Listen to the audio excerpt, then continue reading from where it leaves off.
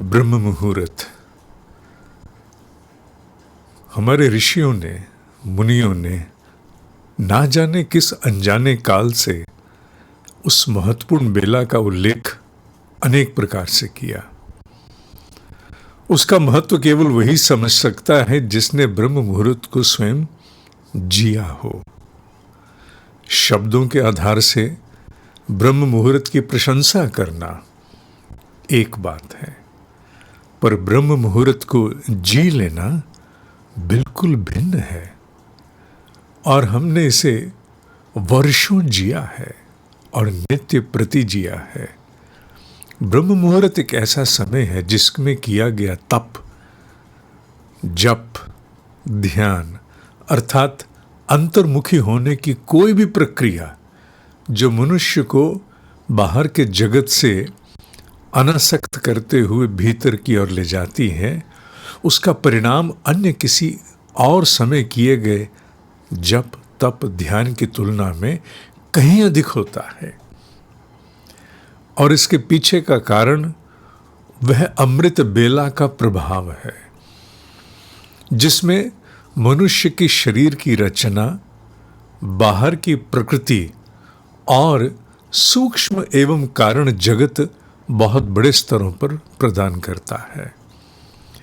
ध्यान तो दिन भर कभी भी हो सकता है, जप कभी भी हो सकता है, और तप तो पूरा जीवन ही है। पर ऐसा क्यों है कि जब जिसे ब्रह्म मुहूर्त कहा जाए, जब जिसे अर्थात सूर्य का उदय जिस स्थान पर जब होगा, ब्रह्म मुहूर्त का लेना देना उससे पूर्व के उस 2 घंटे से है। तो क्यों ऐसा कहा जाता है कि जब जहां ब्रह्म मुहूर्त हो तब वहां एक अद्भुत प्रभाव उन साधकों के लिए अवतरित होता है जिन्हें अपने भीतर के जगत में कोई चेतना के जगत में प्रयोग करने हैं। उसका कारण, जैसा मैंने कहा, शरीर की रचना, प्रकृति, सूक्ष्म एवं कारण जगत है।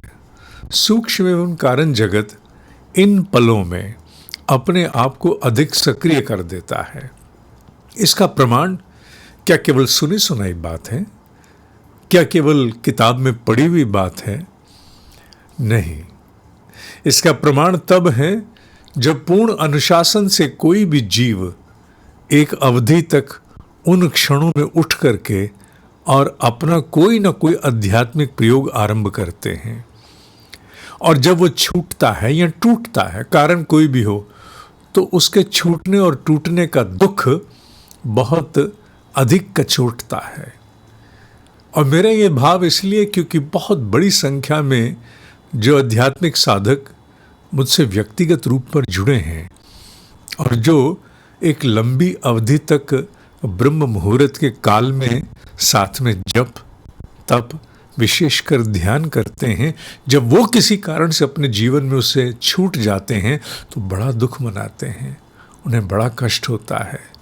भले उन्हें बाद में उठ कर के भी ध्यान करने का अवसर मिल जाए, पर वो एक ही बात कहते हैं, हाँ, आधे अधूरे से तो पूरा कर लिया, पर वो बात नहीं बनी जो उस समय ब्रह्म मुहूर्त में बनती है। इसीलिए हमने ऑनलाइन की व्यवस्था के अनुरूप ठीक 6 वर्ष पूर्व आज से ब्रह्म मुहूर्त का ध्यान प्रातः है लाइव आरंभ किया था। और नियम था 365 दिन जो नियम था, और ईश्वर की कृपा से वो आज भी उसी प्रकार उसका निर्वाह हो रहा है। 3:58 पर ध्यान लाइव होना और आने वाले 1 घंटे तक उसका प्रवाह चलते रहना, यह अनवरत रूप से आज तक निभा है। ईश्वर की कृपा होगी तो आगे भी अवश्य निभेगा।